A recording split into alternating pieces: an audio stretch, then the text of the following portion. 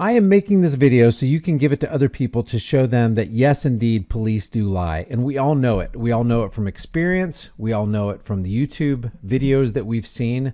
They will lie on a report. They will lie on camera in broad daylight in front of witnesses and put the wrong thing on a report so that they can get their butts out of a sling and make everybody else look bad. They'll make themselves look like a victim. So I wanted to show you this article that I happened upon from Business Insider, which I thought was really interesting, that a top shelf authoritative source, so-called, according to these social media oligarchs, is actually reporting on this. Before I go over this, I want to lay a foundation basically for this. If you go into a Google search and say, "Are cops trained to lie?" one of the first things that comes up, at least in my area, is yes, the police can lie to you. It's from TampaCriminalAttorneys.com, and of course, these attorneys are trying to make a buck, but one of the things that they say is something that we all know, is that you don't want to talk to police. If you feel like you have to, make sure that your words are few. They said they can even say that they have an eyewitness who can place you at the scene of a crime. Police officers are trained on interrogation techniques and may lie about insignificant or important things to try to get a suspect to cooperate or confess. They're looking for an arrest. They're looking for a case to be made so that the prosecutor will have an easy time putting somebody away. When a cop is doing that, he's acting as an agent of the state. He's not upholding your rights. He's not interested in upholding your rights. He's interested in extracting information so that you can incriminate yourself. When people are brought in for questioning by the police, they're expected to tell the truth. And if you lie to the government, they consider that a felony, but they can lie to you, and that's considered politics. Most people would assume that goes both ways, that the police must also be truthful during interrogations, but the reality is that police can lie to you and do during an interrogation, and it is not uncommon for them to do so. So on this Business Insider, I was reading along and I was like, man, this is super freaking interesting, because this is an ex-cop. Police officers are trained to frame their police reports to deceive, says a former cop turned academic. Says when Thomas Nolan was a lieutenant at the Boston Police Department from 95 to 2004, he was the go-to guy for cops on the force needing help crafting their police reports for an on-duty use of force. In his 27 years on the force, government is not eloquence, it is not reason, it is force. Like fire, it's a dangerous servant and a fearful master. That's why they call it the police force. Nolan was never much of a street cop, he told the Insider, but I could write pretty well. He'd routinely advise his subordinates to incorporate a short list of buzzwords in their reports to frame themselves as the hero and the suspect, who might have been injured or killed, out as the aggressor. And isn't that what we've always seen? Look at even the excuse Amber Geiger made when she went into the wrong apartment complex and ended the life of Botham Jean. Look at the excuse that she made. I thought I was in my apartment. I thought he was in my apartment. That's why I pulled the trigger.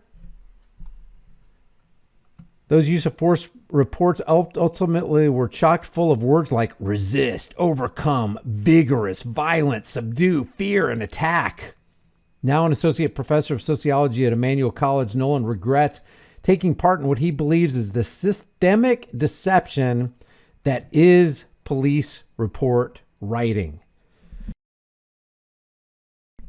I thought these cops were out there doing the right thing and catching bad guys, and oftentimes did it in ways that might not pass legal muster, and I got them over the hurdle. So he's basically justifying in his own mind why you should lie on a report to make the cop look good like the hero and the victim, and make the suspect look like the aggressor. I thought that was something that was my contribution, my necessary contribution. Necessity will always be the plea for every infringement of human freedoms. It will always be the argument of tyrants like cops, and it will always be the creed of slaves. Nolan has come to realize that framing the narrative to demonize people who were in some cases victims themselves is widespread in American policing, and it bolsters a police culture of misconduct where officers are trained and socialized to believe that they are above the law. And that's what we see. So when anybody asks you, why do you get out a video camera? Why are you recording cops? Because cops perform deceptive practices. Cops outright lie. Cops use brutality and force and coercion and theft. And sometimes they even plant drugs on people to show everybody, hey, see, this person was guilty. See, I had a perfect justification for pulling the trigger or pulling out my taser or releasing the dog. And then what ends up happening is this happens more and more, and it starts to become self-perpetuating. And then the people who are genuinely innocent, i.e. the people who are the victims of the oppression and the oppressors, the badged, uniformed oppressors, it gets worse and worse. And then more of those victims start piling up. But those victims aren't seen as victims. Those victims are seen as the aggressor, as the bad guy. And the cop's always seen as the good guy. And this is why we record. Record, record, record. And if you forget to record, record. Don't forget to record. The rise in cell phone video, and I love this part, the rise in cell phone video and police body cameras might be the beginning of the end for this kind of misrepresentation. And I would agree, except that when you see a cop on video, they don't even correct themselves when they know this is going to be broadcast potentially to every last person on earth. We're going to see your actions. We're going to see what you did. We're going to see your justification. We're going to see your excuses. We're going to see your brutality. We're going to see your coercion. We're going to see your deception. And they do it anyway because they can't help themselves. Why? Because power has a corrupting influence on people who get that power. Because if people perceive that you have a monopoly, a justified monopoly on force and power, they're not going to question you. And there are some who walk among us that like to be in that kind of position where they can't, their authority can't be questioned. So the rise in cell phone video and police body cameras might be the beginning of the end for this kind of misrepresentation. I think that's optimistic, but I don't think that's the case because I haven't seen, well, you know, there are cases out there where it looks like police brutality has gone down since the advent of the body cams and since the advent of cell phone cameras where, you know, we can watch you pretty much wherever you are. That's why in my state, they've made a law where, hey, it's illegal to record Oklahoma cops as they perform their duties, their state functions. Though, as more frequently the public is seeing high-profile cases where the initial police report and department statement on the use of force incidents doesn't line up with what clearly occurred in the recorded evidence. You think? And look at some of these. Look at some of these examples that they give. Pretty interesting.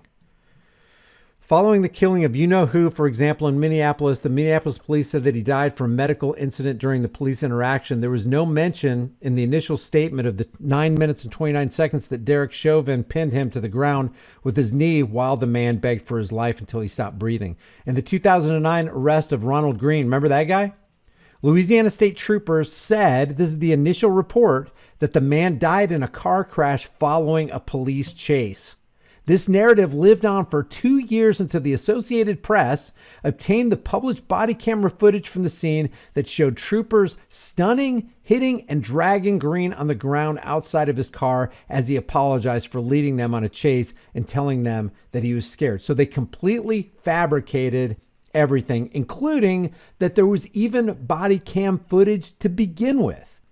It was later learned that the ranking Louisiana trooper, where does crap roll? That's right, downhill, and a stream can rise no higher than its source. And if the source was the ranking Louisiana state trooper, what do you think about all the subordinates under him? You think they're going to be any better? Not likely. It was later learned that the ranking Louisiana trooper at the scene tried to cover up the incident by denying the existence of his body cam footage, according to the AP. And that's just what's reported, guys. There's so many things that go on that aren't reported, that aren't recorded, that nobody bothered to stop and get out their video cameras for. So next time somebody says, why are you recording police? Why are you out there harassing them? Why are you out there being an obstruction or interfering with their duties? Well, the reason for that is they are likely to lie and make the person that they're victimizing look like the aggressor. That's why you do it. It's in the interest of justice. It's in the interest of the precept. When an injustice happens to one man anywhere, injustice happens to all men everywhere. It's just a matter of time before it happens to you. And if you happen to be victimized by the cop, wouldn't it be nice if 1 or 2 or 3 or 10 people stopped to record the interaction with you? Maybe it would stop some kind of violence that might come your way or some kind of harm that might come to your family from this power tripping law enforcement officer. This is why it's so essential. It's so vital to record. What we've seen unfold over the years since these videos have become just everyday ubiquitous depictions of police interaction with the public is that there's pretty solid evidence that the police have misrepresented and mischaracterized incidents they're involved in. The recordings give substance to the skepticism that many people now have about police and their version of events. And that's another thing you want to foster when you record. You want to give the public a daily dose of the smelling salts of reality so that they can snap out of their bootlicking ways and start realizing, you know what? These badge law enforcers are no better than us. As a matter of fact, in many, many cases, they are much, much worse than the average human being. If the FBI crime stats are any indicator, law enforcement officials, and this is from 2016, 2018 stats, law enforcement officials are 40% more likely to be domestic abusers than the general population. What does that tell you about power corrupts and absolute power corrupts? Absolutely. It's pretty startling. The recordings give substance to the skepticism that many people now have about police and their version of the events. In 2019, Nolan published this book right here. One of the chapters is dedicated to how police report writing can be and often is manipulated to misrepresent and protect officers involved in questionable conduct on the job. He says this stilted, imprecise legalese, so they participate in the art of politics. Politics is nothing more, nothing less than the art of using euphemisms, lies, emotionalism, and fear-mongering to dupe average people into accepting and even demanding the change of their own enslavement. They're trying to pull these officers who fabricate and misrepresent on these reports are trying to pull the wool over the public's eyes and make the suspect look like the bad guy when the real bad guy is the one wearing the costume.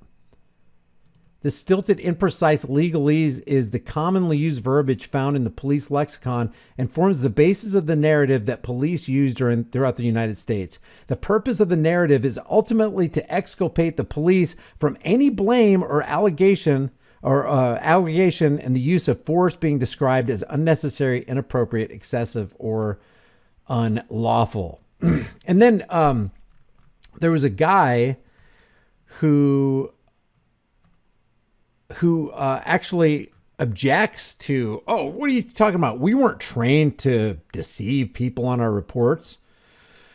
Not every former officer agrees with Nolan's take on police report writing, though. Alfred Titus, a former New York City Police Department, NYPD homicide detective and hostage negotiator, told Insider that police are trained in report writing, but deception is not built into that curriculum. Justification is. Okay, so they use deception to formulate a justification. I think this guy, Alfred Titus from the NYPD, is actually employing deception when he was interviewed by the Business Insider. Because remember the Mullen Commission? There were two commissions. There was the Knapp Commission back in the 70s and the Mullen Commission back in 1994. And their bottom line conclusion was today's corruption, and we're talking about the New York City Police Department that did not change and absolutely got worse, exponentially worse since the Knapp Commission investigated them for the corruption that they were involved in. Today's corruption, says the Mullen Commission, is not the corruption of Knapp Commission days. Corruption then was largely a corruption of accommodation, of criminals and police officers giving and taking bribes, buying and selling protection. Corruption was then, in its essence, consensual. Today's corruption within the NYPD is characterized by brutality, theft, abuse of authority, and active police criminality. So you're really going to believe somebody who's going to cover for his fellow thin blue line members in the NYPD? Alfred Titus, I think you're engaging, and I can't prove this, but history tells me, experience tells me, what we all know about what police do for a living tells us that Alfred Titus might be stretching the truth right here as he pulls the blindfold of the lie over the people to protect his own thin blue line cult members. He said, it's just about justification. It's not about deception. If an officer used force, that behavior is only allowed under specific legal circumstances, he said. So when they fill out a report, they need to make it clear why they believe that force was necessary. And what do you think they're going to say? They're going to make themselves, just like this other officer, they're going to make themselves look like the victim. They're going to fabricate, if they have to, a justification why they pulled the trigger on that taser or that firearm, or why they got out the baton, or why they put the cuffs on too tight, or why they left that person cuffed in the car for 2 hours without the air conditioning on, or why they released the dog that took a bite out of the back of that guy's leg. So I just wanted to show this to you because even fake stream CIA infiltrated Operation Mockingbird MK Ultra Media knows what's going on with police officers, where they're actually trained in the art of deception. They're not there to tell you the truth. They're there to extract information that will incriminate you, which increases the coffers of the state. It takes you through the court system, that corporate system that's stacked against you, and the law enforcement agents are a part of that, so that they can generate more revenue for the state, so they can get a better police department, better surveillance equipment, better toys like MRAPs and high-powered Dodge Charger cars, better equipment like Doppler and now LiDAR radar, which, by the way, I'm going to have a live stream here in a couple, maybe about an hour, where we're going to talk about the cop who pulled over those 3 Lamborghini drivers and insisted that he was pacing and radaring them. And that's how he's determined that they did 98 miles per hour, when they say there ain't no way, because our radar detector would have picked up on it. And none of us 3 all traveling together were doing 98 miles an hour on the interstate system. So I don't know. Leave your thoughts about this for the World and Global Thought Police in the comment section below. Have you had personal experiences with police officers? If you had, leave a comment. I might do a story on it. If it's a very interesting story, and I think the audience might, if you get a lot of thumbs up on the comment under the video, leave your story about how you were victimized by the cops. Be as truthful and accurate and precise as you can. What was the deception employed? What was the reality? What did the cop actually write on the police report? Were you able to get the body cam footage? If you do get body cam footage on that kind of stuff and a police department needs to be exposed, drop me an email at contact@highimpactflix.com, attach a video to it, and we'll try to get you justice. Because like I said, an injustice anywhere committed against one man anywhere is an injustice committed against all men everywhere. It's just a matter, if we don't stave back the tides of tyranny, it's coming for us. Not a matter of if, it's a matter of when. So if you want to grab a hard-hitting conversation starting shirt, your purchase helps support more content of this channel. This is 100% listener supported. If you haven't done so already, hit the thumbs up, hit the like button, hit the subscribe button, share it, leave a comment, and I'll see you guys in the next heavily censored shadow ban video. Subscribe for more tyranny busting content.